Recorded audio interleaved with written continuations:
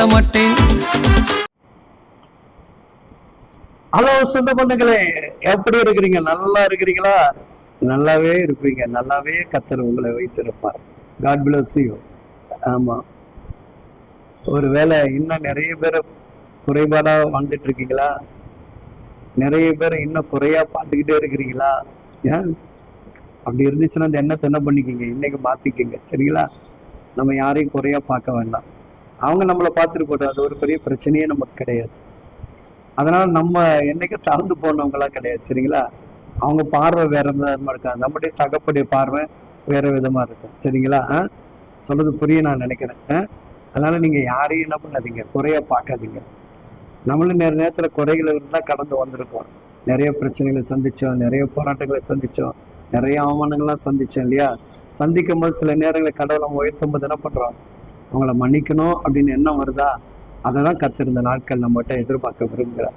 அதனாலதான் கொலோசியர் 3:13 விதமாக சொல்லுகிறது, ஒருவரை ஒருவர் தாங்கி, ஒருவனை தாங்கி, ஒருவர் பேரில் ஒருவருக்கு குறைபாடு உண்டானால் கிறிஸ்து உங்களுக்கு மன்னித்தது போல, என்னை மன்னித்ததை போல ஒருவருக்கொருவர் மன்னியுங்கள். ஒருவருக்கொருவரை மன்னிக்க வேண்டும் எனக்கு என் அருணாதிரி இயேசுசாமி உங்களுக்கு எனக்கு கற்றுக் கொடுக்கிறார்.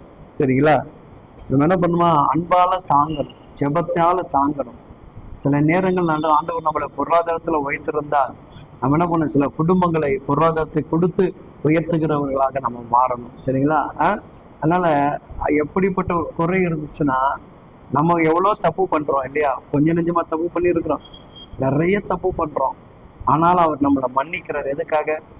திரும்ப என் பிள்ளை இந்த தப்பு செய்ய மாட்டான், அவன் நல்லபடியா எனக்காக வாழ்வான்னு சொல்லி தான் அவர் மன்னிக்கிறார். அப்ப அவர் நம்மளை மன்னிச்சுட்டாருன்னா, நம்ம கிட்ட எதிராக பேசுறவங்க, நம்மளை குறையா பார்த்தவங்கள நம்மளும் மன்னிச்சுட்டா நல்லா இருக்குன்னு கர்த்தர் சொல்றாரு.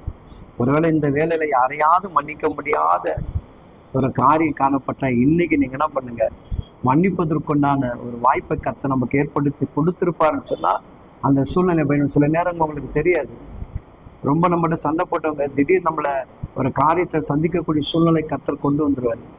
அப்ப அந்த நேரத்துல நம்ம என்ன பண்ணலாம், நம்ம அவங்ககிட்ட மன்னிப்பு கேட்டோம்னு வச்சுக்கோங்க, இந்த கர்த்தர் நமக்கு கொடுக்கக்கூடிய ஒரு வாய்ப்பை நம்ம பயன்படுத்திக்கணும். அதை நம்ம பயன்படுத்த தவறுற நிறைய பேர். அப்போதான் நம்ம என்ன பண்றோங்க, மூஞ்சி சுழிச்சுக்கிட்டு பார்க்காம கொள்ளாம அப்படியே போறோம். நம்ம அந்த இடத்துல நம்ம மிகுந்த கவனமாக இருந்து என்ன பண்ணலாம், அந்த குறைகளை மன்னிச்சு அவங்கள தாங்குறவர்களாக நம்ம மாறிட்டோம்னாலே நம்மளை தாங்கக்கூடிய தேவன் அழகாக கரம் பிடிச்சு ரொம்ப சிறப்பா ரொம்ப மகிழ்ச்சியா நம்மளை என்ன பண்ணாரு, நடத்தி கூட்டிகிட்டே போவார். சரிங்களா? அதனால ஒரு தாங்குங்க. எந்த ஒரு குறைபாடு இருந்தா ஏசப்பா நம்மளை மன்னிக்கிறது போல நீங்களும் மன்னிச்சிருங்க. அதை பிரிச்சு நினைக்காதீங்க, தேவனை நினைங்க. தேவன் உங்களை வாழ வைத்து உயர்த்தி காத்துக்கொள்வாராங்க. ஆமென்.